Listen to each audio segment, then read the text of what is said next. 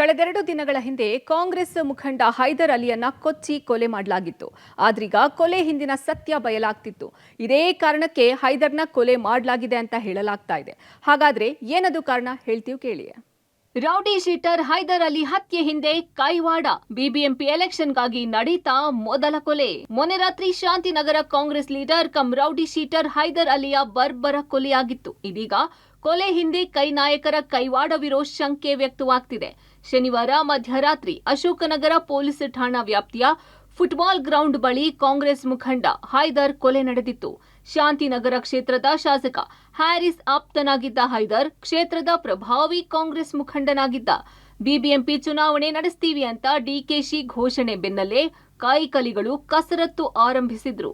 ಈ ಬಾರಿ ಚುನಾವಣೆಗೆ ಹೈದರ್ ಸಹೋದರ ಸಲೀಂಗೆ ಟಿಕೆಟ್ ಕನ್ಫರ್ಮ್ ಅಂತ ಏರಿಯಾದಲ್ಲಿ ಚರ್ಚೆಯಾಗ್ತಿತ್ತಂತೆ.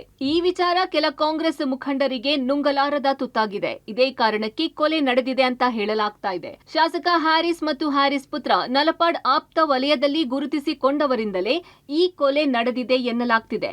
ಕೊಲೆ ಸಂಬಂಧ ಈಗಾಗಲೇ ಅಶೋಕನಗರ ಪೊಲೀಸರು ನಲಪಾಡ್ ಆಪ್ತ ವಲಯದಲ್ಲಿ ಗುರುತಿಸಿಕೊಂಡಿದ್ದ ನಾಜ್ ಸೇರಿದಂತೆ 4 ವಶಕ್ಕೆ ಪಡೆದಿದ್ದಾರೆ. ಇನ್ನು ಈ ನಾಜ್ಗೆ ಶಾಂತಿನಗರದ ಮತ್ತೊಬ್ಬ ಕಾಂಗ್ರೆಸ್ ಮುಖಂಡ ರಾಜ್ಯ ಯೂತ್ ಕಾಂಗ್ರೆಸ್ನ ಪದಾಧಿಕಾರಿಯೊಬ್ಬ ಸಾಥ್ ನೀಡಿದ್ದಾನೆ ಎನ್ನಲಾಗ್ತಿದೆ.